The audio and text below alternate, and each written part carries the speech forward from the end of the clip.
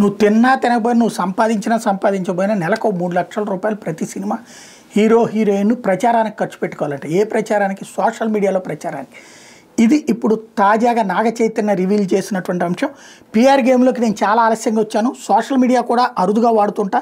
Cinema కోసం work చేసాము, ఇంటికి వెళ్ళాము, మన జీవితం మనం చూసుకున్నాం అన్నట్టుంటా. అంతేగాని నాకు ఈ రాజకీయాలు తెలియవు. నువ్వు ఉన్న రంగంలో రాణించడం కోసం కొన్ని పనులు చేయాల్సి ఉంటుంది. ఇప్పుడు తప్పదు. గత 2 ఏళ్లలో పిఆర్ అనేది ఎక్కువైంది. ప్రతి నెల సుమారు 3 లక్షలు ఖర్చు పెట్టకపోతే నువ్వు సరైన దారిలో ఉన్నట్టు కాదు. ఏదైనా సినిమా రిలీజ్ అవుతుందంటే తప్పకుండా పిఆర్ కోసం ఖర్చు పెట్టాలి. సినిమా గురించి ప్రేక్షకులు మాట్లాడుకునేలా చేయాలి. అందులో తప్పు లేదు. కానీ కొంతమంది కావాలని అనవసర ప్రచారాలు చేస్తారు, పక్కనోడిని తొక్కేయడానికి చూస్తారు. అది నాకేమాత్రం అర్థం కాదు.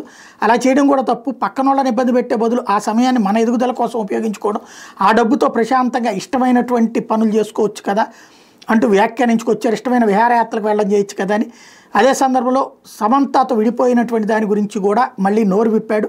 విడాకులు అనేది రాత్రికి రాత్రి తీసుకున్న నిర్ణయం కాదు. ఎన్నో రోజులు చర్చించుకున్న తర్వాత మేమిద్దరం విడిపోవాలనుకున్నాం. మా విడాకులు ఇతరులకు వినోదంలో అయిపోయింది. ఎన్నో గ్యాసిప్స్ వార్తలు వచ్చాయి. నా మీద నెగిటివ్ కామెంట్లు చేసేవాళ్ళు ఎక్కడైనా ఆపేయండి. మీ భవిష్యత్తు గురించి మంచిగా ఆలోచించుకోండి అని సూచించారు.